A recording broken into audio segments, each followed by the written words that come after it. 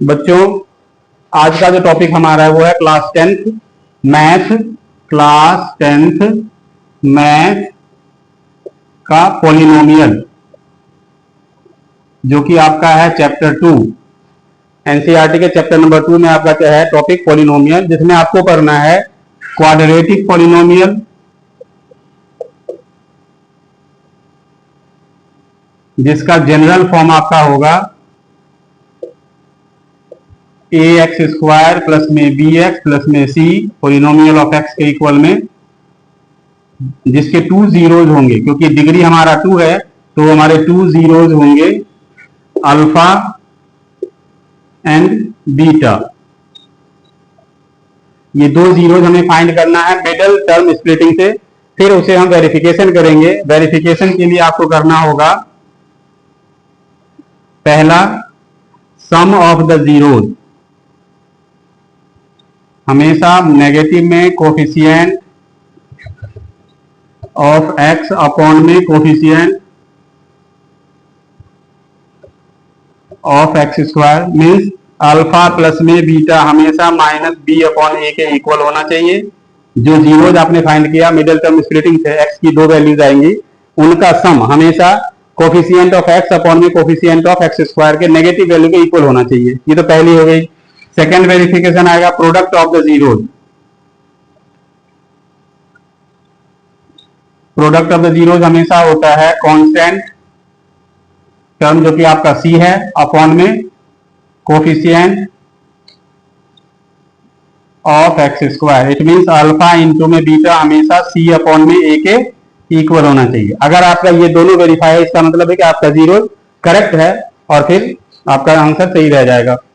तो मैं एक एग्जांपल से आपको समझा के देखूं। इससे पहले मैं एक और चीज बता दूं कि पॉलिनोमियल में, क्वाड्रेटिक पॉलिनोमियल में अगर जीरोज पहले से आपको दिया हुआ हो, if zeros of the polynomial are given, तो आपका पॉलिनोमियल क्या हो, तो इफ अल्फा एंड बीटा आपके पास में है, ये दोनों ही जीरोज हैं,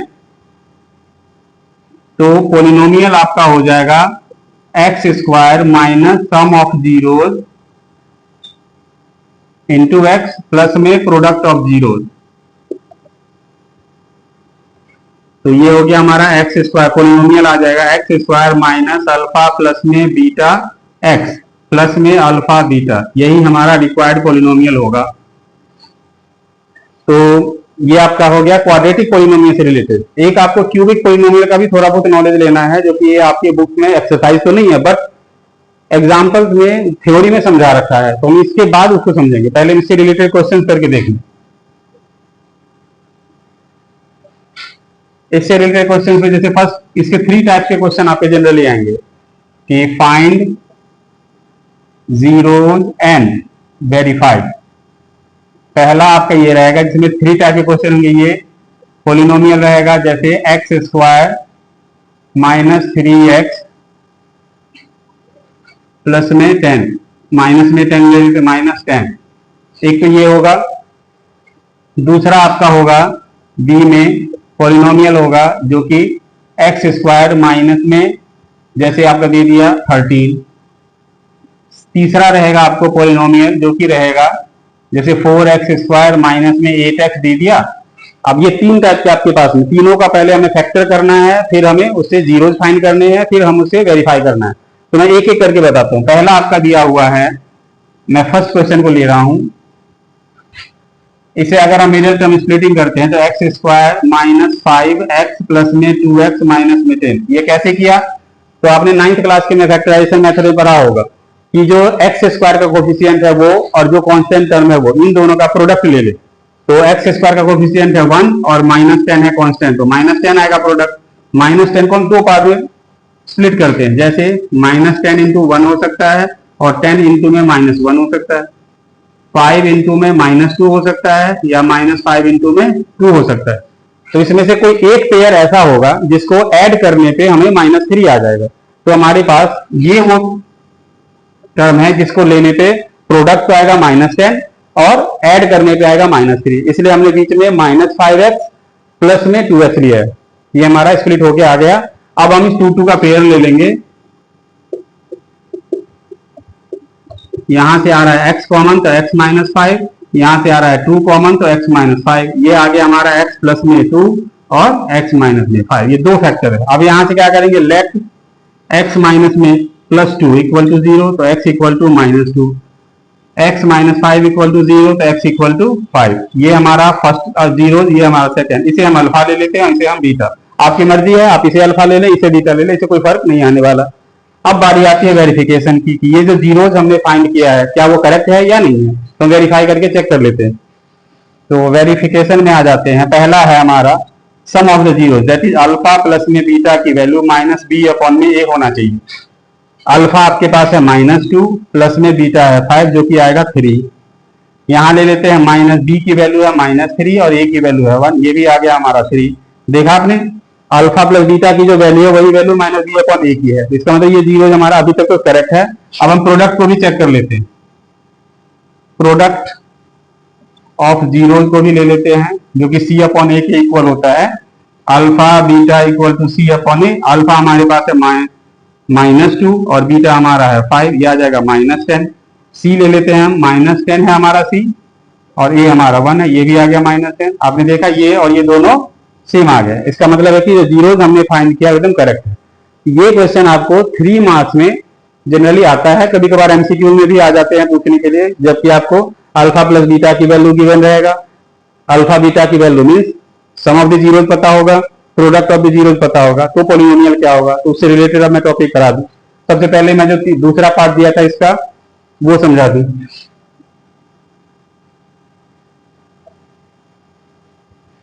जैसे सेकंड वाला क्वेश्चन था हमारा, polynomial of x equal to x square minus 13। अब आप देख रहे हो कि मिडिल टर्म तो इसमें है ही नहीं, मीन्स b वाला टर्म तो नहीं है, a वाला टर्म है और कांस्टेंट टर्म है, तो मीन्स a हमारा तो इसमें रहेगा 1, b हमारा है नहीं तो 0, c हमारा है -13, तो मिडिल टर्म स्प्लिटिंग तो होना ही नहीं। फिर हम दूसरा मेथड फैक्टराइज का यूज कर लेते हैं, हम इसे लिख सकते हैं एक्स स्क्वायर माइनस √13 का स्क्वायर, तो ये आ जाएगा a square minus b square पे x प्लस में √13 और x माइनस में √13, जो कि a square minus b square equal to होता है a plus b into a minus b. अब हम करेंगे लेट x प्लस में √13 इक्वल टू 0 तो x इक्वल टू माइनस √13, ये हमारा अल्फा माना जाएगा, और दूसरा x minus √13 equal to 0, x equal to √13, ये हमारा बीटा माना जाएगा। अब हम करते हैं वेरिफिकेशन। पहला sum of the zeros, alpha plus में बीटा की value minus B upon A करना है, और दूसरा अल्फा बीटा की वैल्यू सी अपॉन ए करना है। अल्फा हमारे पास है -√13, बीटा हमारे पास है +√13, ये आ गया 0, माइनस बी की वैल्यू हमारे पास 0 है, ए की वैल्यू हमारे पास 1 है, तो 0 अपॉन 1 भी 0 ही होगा, ये दोनों सेम आ गया।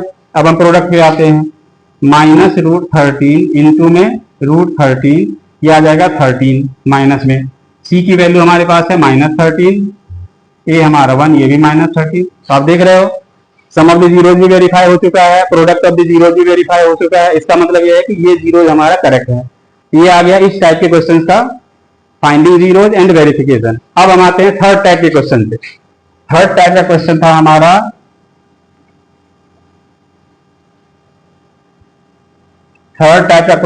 Polynomial of x equal to 4x square minus 8x। तो हम यहाँ कैसे, यहाँ पे a हमारा है 4, क्योंकि x स्क्वायर का कोफिशिएंट a होता है, x का कोफिशिएंट b होता है, लेकिन यहाँ कांस्टेंट नहीं है, तो c हमारा 0 माना जाएगा कांस्टेंट टर्म। अब देखें यहाँ पे ये मिडिल टर्म तो इसमें स्प्लिट हो नहीं सकता है, तो हम क्या करते हैं, इसमें कोई और मेथड यूज करते हैं।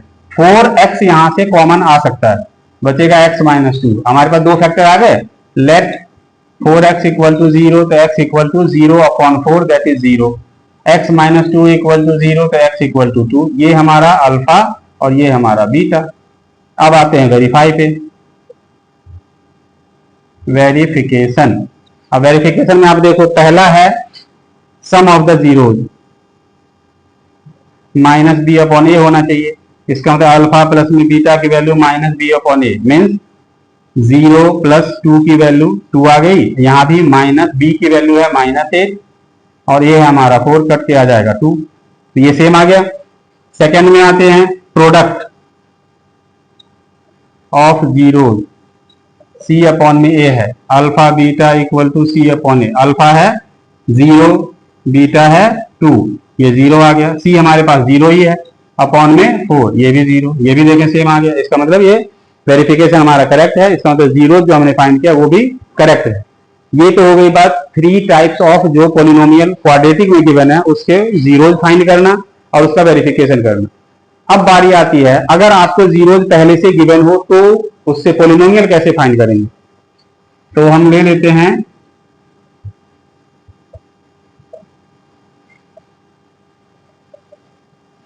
जैसे मान लो how do we find a polynomial which 2 zeros are given।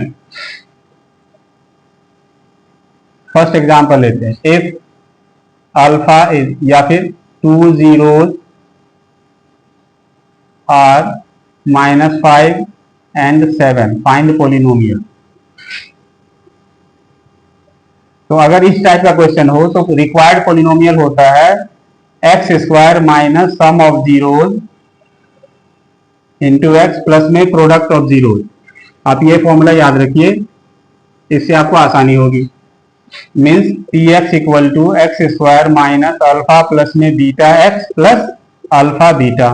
तो आपने देखा अल्फा हमारे पास है -5, बीटा हमारे पास है 7, तो हम पोलिनोमियल में डाल देंगे -5 प्लस में 7 एक्स प्लस में -5 इंटू में 7, ये आ गया हमारा x square minus 2x plus -35 जो कि है X square minus 2x minus 35। ये हमारा रिक्वायर्ड पोलिनोमियल हो गया जिसके जीरोज होंगे -5 और 7। नेक्स्ट ले लेते हैं एक और। सेकंड में अल्फा आपके पास दिया हुआ है -1/4 और बीटा आपको दिया हुआ -2/3। आपके पास ये दोनों जीरोज गिवन है।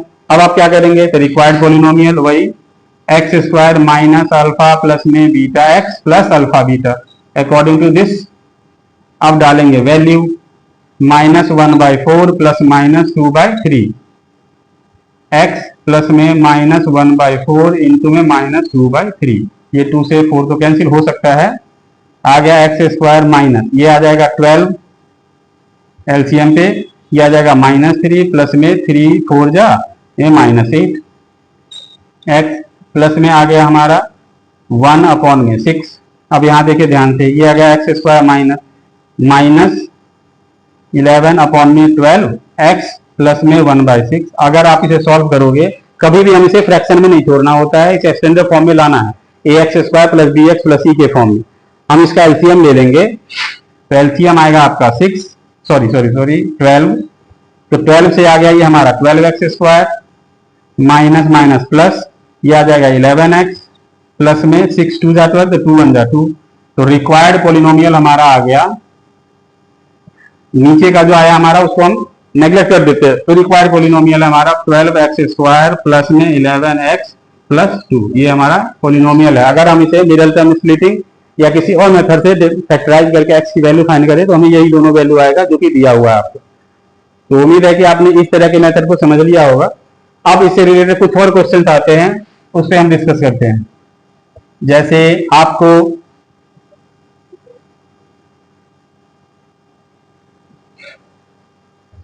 आपने a plus B whole square, a minus B whole square, इन सब का फॉर्मूला तो पढ़ ही रखा है। तो आपके पास में जैसे a प्लस में b होल स्क्वायर हो, इसका आइडेंटिफाई a स्क्वायर प्लस में b स्क्वायर प्लस 2ab, इससे हम a स्क्वायर प्लस में b स्क्वायर की वैल्यू फाइंड करते हैं। ये 2ab इधर शिफ्ट हो जाए, ये आ जाएगा a plus B whole square minus 2ab। तो हम इसका यूज अब नेक्स्ट क्वेश्चन में करेंगे। कैसे? क्वेश्चन आपका रहेगा if alpha and beta are zeros of polynomial given है, जैसे 3x स्क्वायर माइनस में 11x प्लस में 24, ये है। तो हमें फाइंड करना है, फाइंड 1/अल्फा प्लस में 1/बीटा, अल्फा स्क्वायर प्लस में बीटा स्क्वायर, या अल्फा बाय बीटा प्लस में बीटा बाय अल्फा। इस तरह से क्वेश्चन आपको फाइंड करना रहेगा। तो हम क्या करेंगे, सबसे पहले इसमें कहीं ये नहीं लिखा हुआ है कि फाइंड जीरोज, तो जब जीरोज फाइंड करना है नहीं तो हम जीरोज में फाइंड करके अल्फा बीटा निकाल के इसमें डाल नहीं सकते, इससे हमारे मार्क्स कटेंगे, उसकी कोई वैल्यू नहीं रहेगी। हमें क्या करना है, अल्फा प्लस में बीटा पहले फाइंड करना है। यह आ जाएगा minus B upon a, that is minus 11 upon में 3, यह आ गया 11 अपॉन 3। प्रोडक्ट भी फाइंड करेंगे अल्फा बीटा, सी अपॉन में ए, 24 अपॉन में 3 कट के आ जाएगा 8। हमारी दोनों वैल्यूज आ गई। अब आते हैं हम यहाँ पे, नाउ 1 बाय अल्फा प्लस में 1 बाय बीटा को लेते हैं, ये आ जाएगा अल्फा बीटा, ये हो जाएगा बीटा प्लस में अल्फा। एलसीएम लेने के बाद एलसीएम आ जाएगा अल्फा बीटा, क्योंकि दोनों ही वेरिएबल है, और फिर ऊपर में आता है हमेशा क्रॉस मल्टीप्लाई करके, तो 1 into beta is beta, 1 into alpha is alpha.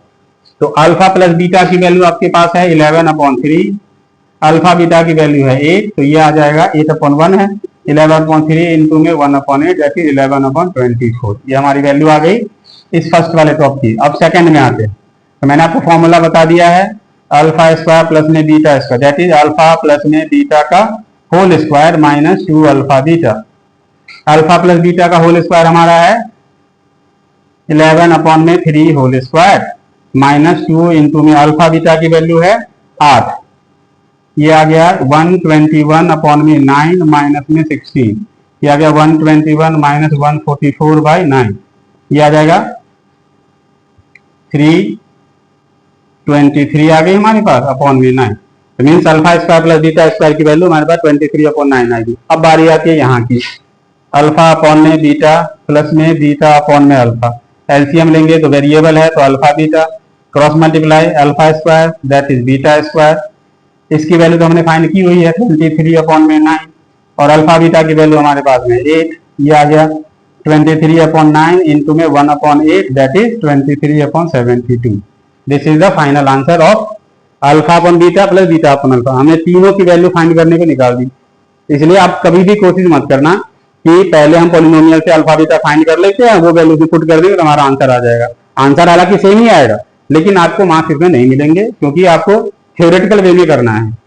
तो उम्मीद है कि आपने क्वाड्रेटिक पॉलिनोमियल से रिलेटेड जो टॉपिक थे, जिसमें कि आपको जीरोज फाइंड करना और वेरिफिकेशन करना जीरोज को, दूसरा टॉपिक मैंने समझा दिया कि आपको एक पॉलिनोमियल गिवन है तो उसे अल्फा बीटा के रिलेशन ये जो गिवन है इसको कैसे फाइंड करेंगे। तीसरा टॉपिक मैंने बताया कि जीरोज आपको अगर पहले से पता हो तो पॉलिनोमियल कैसे निकालेंगे। हमने 3 टॉपिक इसमें कवर किया जो कि क्वाड्रेटिक पॉलिनोमियल से रिलेटेड है। उम्मीद है कि आपको समझ में आई होगी। अब इसका जो लास्ट टॉपिक है, एक छोटा सा टॉपिक है, हालांकि वो सिलेबस में है या नहीं कुछ आइडिया नहीं, बट एनसीईआरटी की जो न्यू बुक आई है उसमें इस टॉपिक को इंक्लूड किया गया है, जिसमें है क्यूबिक पॉलिनोमियल के बारे में। क्यूबिक पॉलिनोमियल मीन्स जिसकी डिग्री 3 होती है।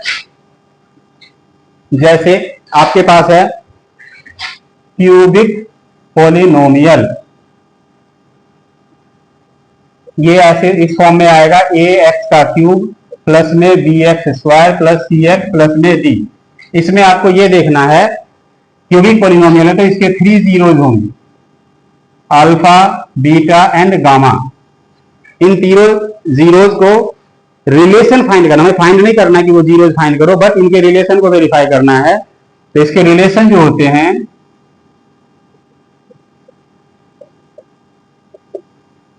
पहला सम ऑफ द जीरोज,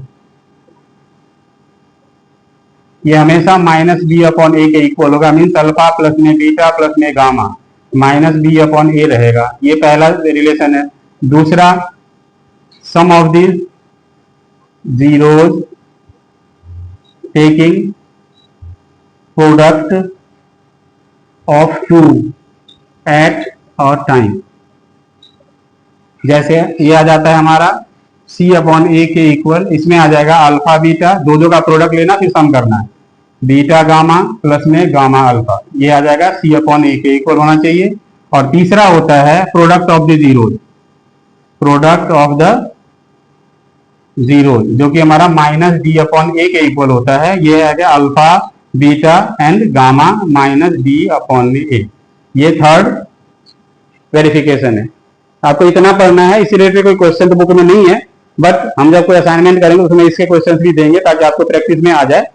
तो उम्मीद है कि आज का टॉपिक जो पॉलिनोमियल है मैंने लगभग कंप्लीट करा दिया, चैप्टर हमारा कंप्लीट हो गया। और आपको समझ में भी आई होगी। तो उम्मीद करते हैं कि आप समझे होंगे और इसकी प्रैक्टिस करके आप अपने आप को आगे बढ़ाएं।